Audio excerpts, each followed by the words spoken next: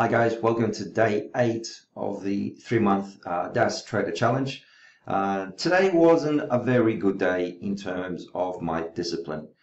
I know I shouldn't be trading low float momentum stock because that's what got me in trouble in my earlier so-called trading career. I lost a lot of money trying to follow a certain trader that's very well known in the trading community. But it wasn't working out for me. Anyhow, what I did today was I went back to old habits. So what did I do? I traded the hell out of HTGM, which was one of the pre-market gappers and high movers. And it didn't work out for me, and I was stubborn, but I did it for a reason as well. I wanted to prove to myself, and I'll show you the chart in a second, I wanted to prove to myself that it really is not a viable strategy to be going long on low momentum float stocks. Maybe it works for you guys, maybe it doesn't, I don't know. But for me, it certainly isn't a viable strategy that I can count on and depend upon. So let me show you. My P&L, $114 today. But having said that, I was down by about 500 at one stage. So that kind of also leads me to the next thing I need to change and improve upon in this challenge, so to speak. I'm going to set a $200 maximum loss per day. If I reach that negative $200, I'm going to stop trading. Now, on the one hand, it means I'm getting better because I can, not always, but most of the time I can trade myself out of trouble. But that's not a good thing to do, because when you overtrade, you start bringing on old habits that are not good as well. And overtrading is not a good thing to be doing, because it also can lead to revenge trading and it can make your losses bigger. So being down almost $500 on the day, yes, I made it back. I found some good trades. I was disciplined in them. I held on to them rather than taking little small profits along the way, which I used to do. But it still doesn't excuse me from, allowing that to happen. So let's go through the trades. So let's pull this up. I'll go through them in order from top to bottom. HTGM, all right. So this was an experiment, but it was a very worthwhile experiment doing, because I proved to myself that really these things are freaking risky. And they're not a good long-term solution to trying to day trade successfully. So what did I do? I got in pre-market here around $4. I could see that it was basing off $4 and it was clinging to the VWAP. It wasn't really breaking the VWAP. I mean, it did have decent news that came out this morning, but I don't know whether I should be judging whether news is good or bad. I mean, that's up to the market to decide how it reacts to the news, and that's really what interests us. So it kind of shot up, was it 50 cents, I think, in 5 minutes. Then I was just watching it, and I thought, okay, this doesn't look like it's breaking 4. It's bouncing off this this 9-day EMA, and it's got the 50 pretty much on top of it as well. So two decent support bases there to build upon. So I got in here and I kept adding. I think I added 3 times. Let's pull this up. Let's move the clock out of here. Let's go by symbol. So you can see, first of all, I went 500 shares. Then I added in another 200 when it just dropped a little bit. Then I just kept adding to it. And I know that that's not a good strategy. And I know that that's something that I'm, moving away from. But, I did it today. And what else? Then I kept buying here. You can see me buying here. And at the end, when it just got so low that I had to get rid of it, I sold it. So these are my entries. So bought. So I think actually, I know what I did. I made a tiny bit of money pre-market, because this is all pre-market. This is before 9:30. You can see how little volume there was compared to when the market opened. So I made a little bit of money at the start. I don't even remember how much it was. It was probably like, I don't know, $10 or something. I don't know, actually, maybe it's here. HTGM. There you go. So I made $24.55 pre-market on this one trade here. And then I lost it all, plus a hell of a lot more. When the market opened, I was watching the 1-minute candle, but also on the 5-minute candle, and I got in at $3.93. Then I kept buying, I bought again here and ended up finally losing the battle and got out at $3, I think 72 or thereabouts. So for a loss of $300.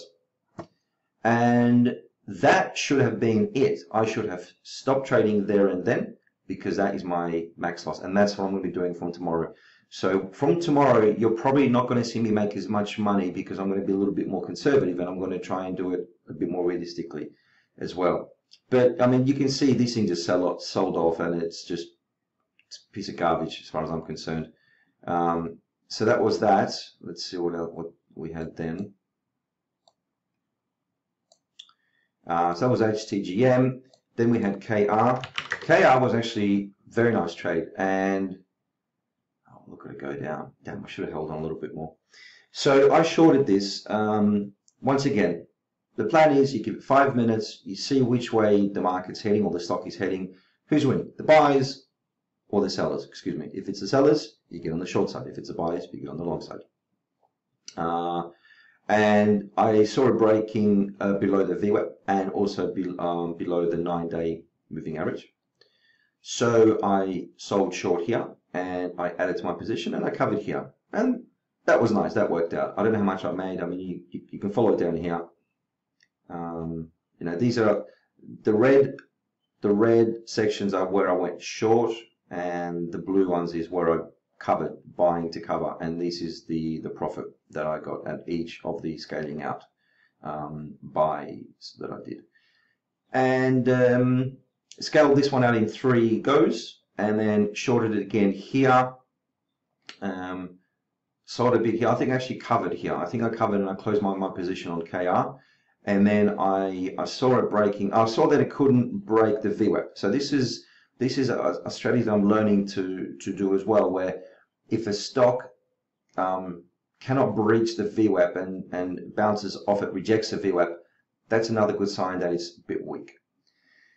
So I sold short here and then I covered and I just kept covering. And this was another trade. This is one full trade. And then this was not a good trade. I shouldn't have got in here, because look how far away this is from the VWAP. I mean, this is what, $20, let's say $25.50, and this is 26.80, so 80 cents. So this, theoretically, if it had a support base here, you know, this was the risk. I was risking 80 cents. 80 cents is a hell of a lot of risk to be taking. I mean, you could say that it might have stopped here at the 9, but you know, the strategy is that you try not to short so far away from the VWAP, because it just gives you limited reward and a lot of risk. But I did it here, and only because I just saw how weak it was. But I also know that they're having a conference call at the moment, and whatever they're saying, it's not working, guys, because the stock just kept going slowly lower and lower and lower. So that's why I got in here, and I covered out in 4 places, 1, 2, 3, 4, and just before I made this video, because it's only 11 o'clock in the morning, just before I made this video, I knew I had to have my day's trading completed before I could do a summary of it. I didn't want to leave a trade open, but you know, I should have done that really, because there was no reason for me to close the trade off, only because I just wanted to have my full days done and dusted. But I would have left this run, and I mean, you know, I covered here was at $25.23, and it's now gone another, what, 35 cents. I only had 150 shares left, but even 150 shares from what, so from $25.20 to $24.80, let's say that's what, let's say 20. So let's say 35 cents times 150 shares. What's that? That's 35 plus 17. So what? $53, roughly $53. And it's still dropping. So this was a decent trade, but you know, once again, I need to be careful. But you know, if there wasn't a conference call, I wouldn't have got in here. So that was KR. Moving on. Where are we? NUE. Similar situation here, a bit far away from the VWAP. Was at $56.14, and the VWAP is at $55.91. But if you look how weak it was, there was no sign anywhere of it gaining strength or building support. I mean, this failed. This little pullback, the upside failed. So I got in here and I added a little bit more at $56.24, and then once again scaling out. So what I'm doing, and seems to be working well, I'm going in with half a position. I'm then adding to the position if it's going in my favor, but also not too far away, because then your average price gets extended. And then when I scale out, I try and scale out in more than lots of 2, especially if it's going in my favor. So that was this trade. There was no real sign here of this coming back and bouncing back. So that was NUE, and then NVIDIA, our friend NVIDIA, which is, you can trade this freaking hell every day of the week, and you can make money on it and lose money on it. It's just so volatile and so liquid. And what do we do here? Yeah, so this was yesterday's low of the day. So NVIDIA. So we sold short. So we shorted here, thinking that I saw this kind of long doji candle. I think there's a better term for it because it's not right kind of in the middle, but indecision candle as far as I'm concerned. I saw that here, and I didn't think it was a good entry to be shorting it because, you know, the previous 3 candles were pretty strong momentum to the upside candles. So why should I be shorting it if it just has had one pullback? So I realize now that this wasn't a good place to be shorting the stock. And I knew that kind of going in, but I wanted to make my losses back on this stupid HTGM trade. So there you go. This is how psychology impacts your trading. I knew that it wasn't a very good setup, but I forced the trade because I wanted to make money back. And what happened? I didn't make the money back. I lost money. So this is why it's really important to get a good entry and not to force trades. So, you know, I'm looking at it now thinking very, very silly thing to be shorting it here. You know, if it had 4 red candles in a row or something along those lines, we could see weakness. Okay, I can understand that, you know, you getting in shorting it, but certainly not on this. I mean, this is just a pullback. But anyway, that's what I did. So I shorted here. I think I shorted here. Then I covered added to the short at the VWAP, thinking it was going to crack down, but not really having a lot of conviction. And I added to the position here as well when I saw that it was unable to break the 200-day moving average. And also added here, and I covered here. So this wasn't a very good trade, and then I kind of went and tried to do it again, and it just kept oscillating, and it's still doing the same thing. It's oscillating between the VWAP and the 200-day moving average. You know, it's kind of range bound from, was it 140, let's say $149 to about 150 and a half. So $1.50, it's within that range. It's not really going out of that range at the moment. I mean, okay, broke down a little bit below it, but you know, for the most part, pretty much all day actually, it's just been hovering between these two lines here. So that was NVIDIA.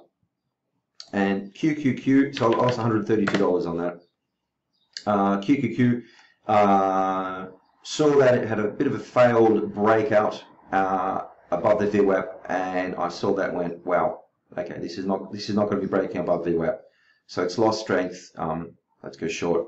And we did. And this was a solid trade. It wasn't a very big profit, but it doesn't have to be a big profit. It has to be, it's to do with being consistent, because little profits add up. You know, $30 here, 50 here, 100 here, and you know, you got $170. So that's the type of mentality that I'm trying to get into. So I shorted here and covered here and covered here. So a good trade, good entry. I only went half size here, and that's the way. And I do want to add to it. I don't know why I didn't want to add to it. I know why, because there was already, because it's such a high price stock. I didn't want to add to my position. I think I took 100 or 200 shares. So I've got a $25,000 SIM account, and I have 4-to-1 buying power. So I have $100,000 in buying power during the day. After hours, I think it's slightly less than that, but I'm not trading after hours anyway. So I can go up to $100,000 in terms of spending power or buying power. But I didn't want to do all that because I don't want to get out of my comfort zone in terms of how much risk I can take. And that was it, guys. That was pretty much it. I mean, there was another loss here, and I made a bid on X. but I've got 5 seconds left again, so I can't waffle on. So wishing you a great day. Talk to you tomorrow. Cheers.